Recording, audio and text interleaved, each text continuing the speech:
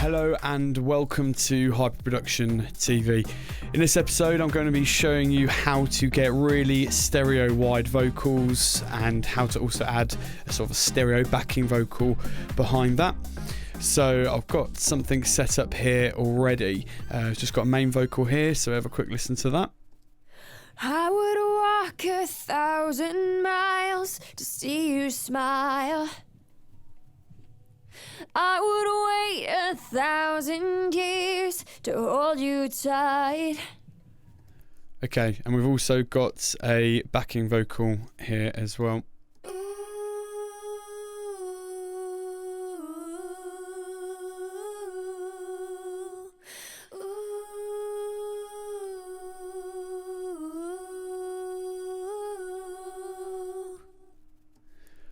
Now the backing vocals do already have a sort of a harmony on there already, but we'll get that sounding even bigger by applying the same rule of thumb as what we're going to do with the main vocal.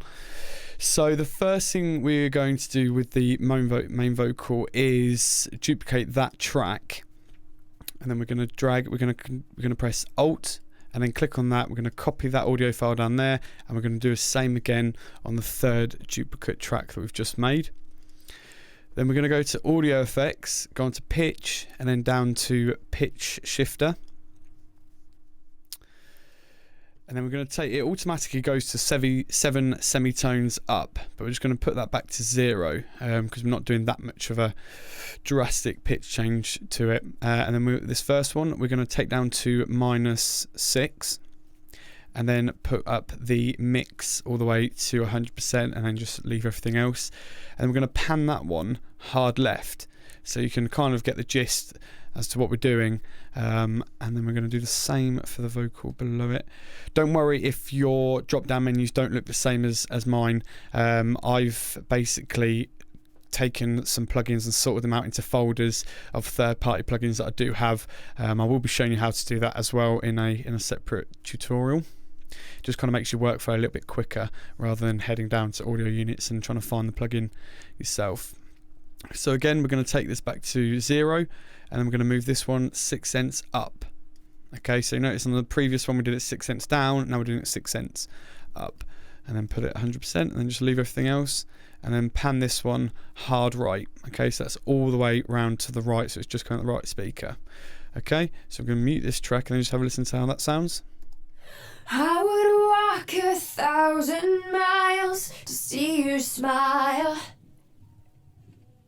I would wait 1,000 years to hold you tight. So you can see already, just by that simple trick, you've got mega wide stereo vocals now because you've pitched one down so it sounds different than the original. And obviously you've panned it left and the other one you've panned right.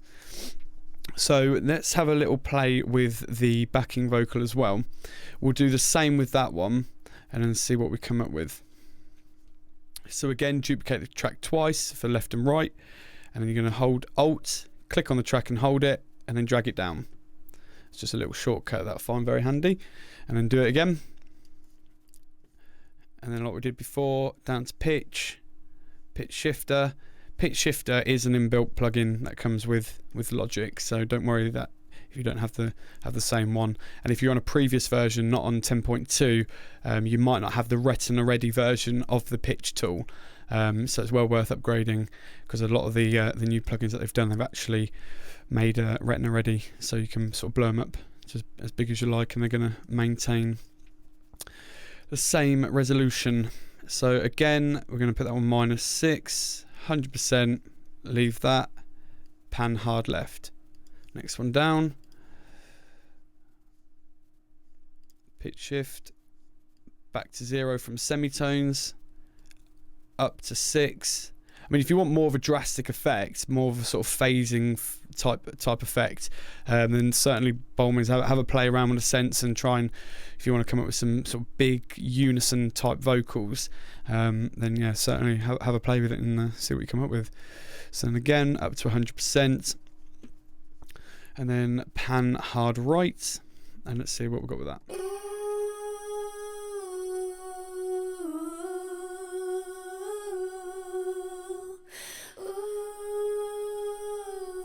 Might be worth noting as well, like with these vocals, that main one is a stereo file already, but for these ones, always just click where you see the 2 circles there to then put it into mono. Again, put into mono. That'll cut out a little bit of the phasing as well, and then you've definitely got your hard mono channel going to one speaker.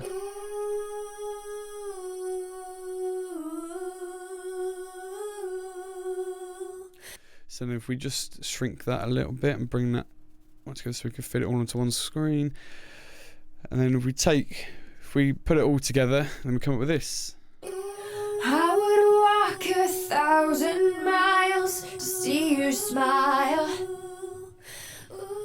I would wait 1,000 years to hold you tight.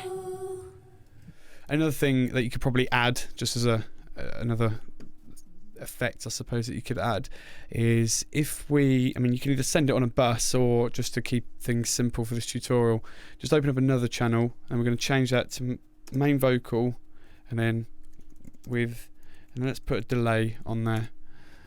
So then what we're going to do is then add a delay. So do tape delay. And then let's just reduce that size a little bit.